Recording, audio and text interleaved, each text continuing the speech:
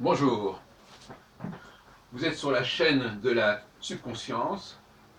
Nous sommes le vendredi 20 février 2015 et je voudrais revenir sur le dossier Gauquelin, qui date maintenant de 60 ans, puisque le premier ouvrage de Gauquelin sur ces questions est paru en 1955, sous le titre, je crois, L'influence des astres, aux éditions du Dauphin. À l'époque, Gauquelin n'avait que 27 ans, je pense, les 27 ans. Et 60 ans après, on s'interroge toujours sur la signification de ces découvertes, de ces résultats, qu'on n'arrive pas vraiment à comprendre, à intégrer, et dont on n'a pas réellement tenu compte, sinon comme une présomption quant à la légitimité d'un rapport entre les hommes et les astres, ce qui est déjà beaucoup. Parce qu'il ne faut pas oublier que par-delà la pratique professionnelle des astrologues, il est important qu'il y ait des données qui montrent que, en tout état de cause, il y a quand même quelque chose qui existe entre ces deux plans, même si ça ne va pas jusqu'aux sophistications de l'astrologie génétriaque, ce qui est une autre affaire. En tout état de cause, Gauquelin ne prouve pas que le thème astral tel qu'il est pratiqué soit valable. Mais il y a quelque chose. En 1986, j'ai publié dans une réédition de l'histoire de l'astrologie de Serge Hutin, j'avais publié une première partie qui s'appelait La pensée astrologique, qui était largement axée sur les travaux de Gauquelin. J'ai essayé d'expliquer à l'époque comment les pratiques très séculaires avaient pu ancrer ce processus au point qu'il continue à exister encore aujourd'hui.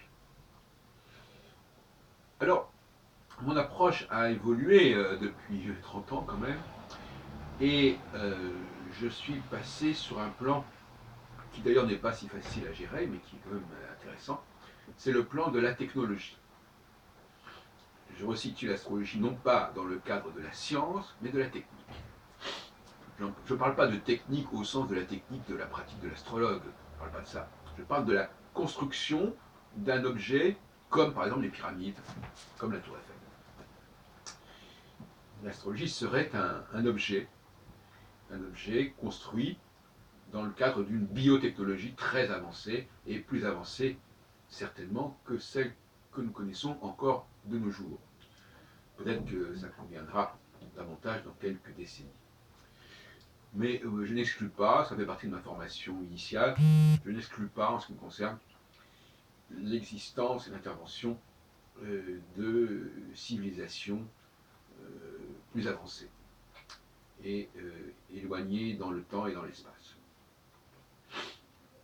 Cela dit,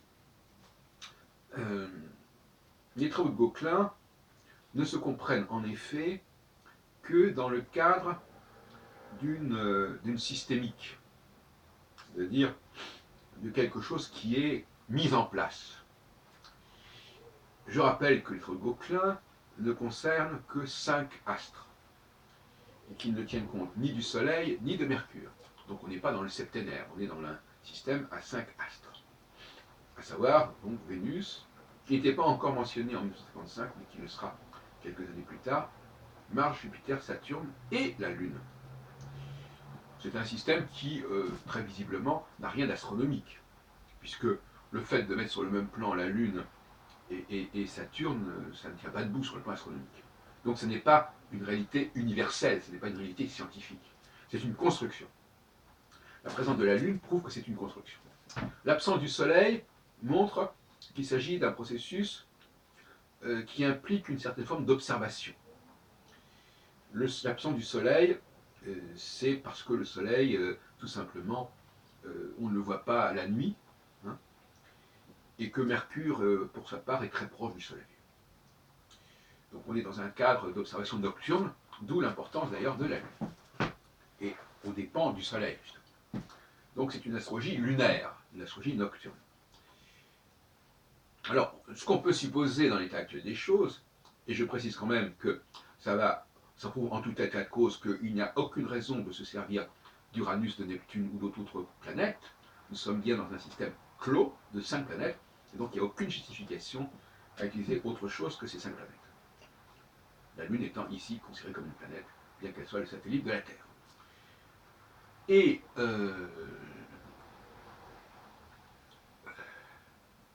ces 5 planètes, nous serions en quelque sorte à la naissance, parce que je ne crois pas qu'elles jouent en dehors du moment de la naissance, à la naissance, nous serions capables de les scanner, en quelque sorte, enfin de connaître subconsciemment leur position et de faire en sorte que la naissance ait lieu au moment de l'accouchement, j'entends, ait lieu au moment où telle planète l'emporte.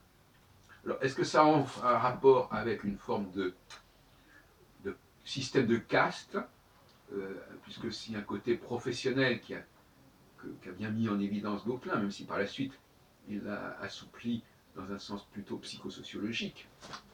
Je rappelle que j'ai publié en 1992 Les personnalités planétaires de Gauquelin, qui est son dernier livre, enfin, qui est son dernier livre qui est paru au moment de sa mort, en fait. Et je vous renvoie aux analyses que j'ai ajoutées avec Guy Leclerc à la fin du livre.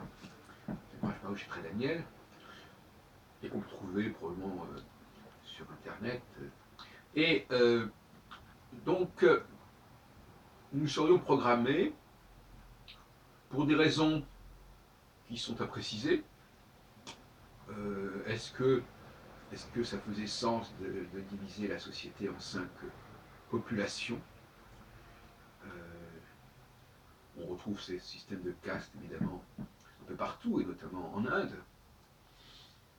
C'est possible. Il est possible qu'il y ait là une forme d'astrologie professionnelle. J'en vois pas totalement l'intérêt. Une division du travail, peut-être. Peut-être qu'effectivement, par-delà la question du cycle de Saturne, qui est un cycle dans le temps, il y aurait peut-être ces 5 divisions spatiales. En tout cas, ce dont je suis persuadé, c'est que ça n'a pas de valeur en dehors du moment de la naissance. Et en ce sens-là, je crois que... Mais personnellement, je ne suis pas très enclin à en tenir compte. Mais ce que je peux dire, c'est que, et c'est le point sur lequel je voudrais insister, c'est qu'il s'agit d'un système. C'est-à-dire qu'il s'agit d'une construction. Il ne s'agit pas d'une réalité scientifique. Il s'agit d'une construction, à partir bien sûr de données astronomiques réelles, mais d'une construction dont on voit les limites dans le temps et dans l'espace. C'est-à-dire que voilà, on a voulu, c'est un système ergonomique si on veut. Que, voilà, c'est donc la nuit, alors là, tout le monde ne naît pas la nuit. C'est là qu'il y a un problème qui se pose. Cette astrologie nocturne, pourquoi fonctionne-t-elle pendant la journée? On peut penser que subconsciemment, nous serions capables de... Subconsciemment, quand je dis subconsciemment, ça n'empêche pas une dimension purement technologique. Notre subconscient, il est en grande partie technologique. Subconsciemment, nous serions capables de capter les positions astrales de ces planètes tout au long de la journée, de les calculer, de les connaître d'une façon ou d'une autre. Voilà tout ce que je voulais dire. Je voulais simplement, pour conclure, montrer qu'il s'agissait d'une véritable construction, donc ça rentre dans la logique de mon discours sur la dimension purement technique de l'astrologie, une construction qui n'a aucune justification scientifique, ce qui ne veut pas dire qu'on ne peut pas en traiter scientifiquement. Je voudrais m'expliquer là-dessus. Il y a un malentendu à ce sujet qui est persistant. Le fait de me servir d'un objet réel ne veut pas dire que je fasse de la science. c'est le fait de me servir de telle et telle planète ne veut pas dire que je fasse de l'astronomie. Faire de l'astronomie, c'est se situer d'un point de vue épistémologique, c'est-à-dire, voilà, par exemple, si on prend la loi de Bode, on peut considérer que la loi de Bode relève de l'astronomie. Cette distance des planètes, respectivement par rapport au Soleil, selon une progression, c'est de l'astronomie. Et cette loi de Bode, d'ailleurs, inclut une position entre Mars et Jupiter qui est celle des astéroïdes, dont on ne tient pas compte en astrologie. On n'en tient pas compte en astrologie parce que ces astéroïdes ont disparu. Mais l'astronomie en a gardé le souvenir, voyez-vous. Donc, il y a. L'astrologie, elle est fondée sur un certain utilitarisme. C'est-à-dire, quel est le vote utile, quel est l'élément utile pour le but poursuivi. Il y a un but poursuivi, et c'est là que la technique se distingue de la science. Il y a une téléologie. Qu'est-ce que je veux obtenir? Où veux-je en arriver? Et je ne prends, la fin justifie les moyens, je ne prends pour y arriver que ce dont j'ai besoin. Ce n'est pas du tout la même approche que celle de la science.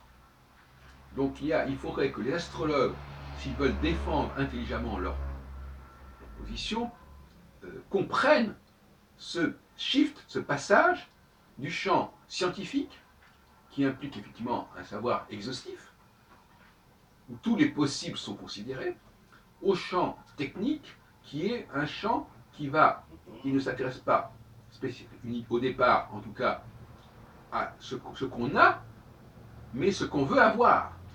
Et ce qu'on veut avoir, eh bien, ça peut être beaucoup plus limité que ce qu'on a. De la même façon, par exemple, qu'en Chine, par exemple, on donne prime au premier-né, ou à l'enfant unique. Virtuellement, les femmes pourraient avoir beaucoup plus d'enfants. Mais, pour des raisons non pas techniques, mais éthiques, politiques, on décide que ça ne sera pas le cas. On décide que ça sera un seul enfant.